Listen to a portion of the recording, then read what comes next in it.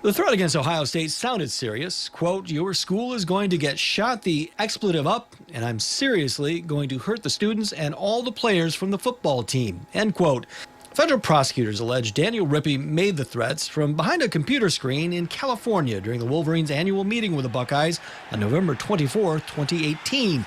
That kind of threat, legitimate or not, carries serious consequences, up to 5 years in prison and as much as $250,000 in fines. But in a Facebook direct message exchange with News 8, Rippey says he didn't do it. He writes, quoting my side of the story, that I'm innocent.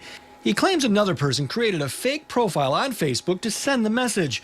A closer look at Rippey's Facebook page shows he admits to creating fake profiles in the past as well. Rippey's Facebook profile indicates he went to East Kentwood High School. He has a criminal record in Michigan, including misdemeanor assault and misdemeanor domestic violence charges out of Kentwood in 2009 and 2011. In February of 2011, a personal protection order was issued against Rippey by a man who claimed he'd made threats towards him over a former girlfriend. Set up or not over the OSU threat, Rippey's troubles are just beginning.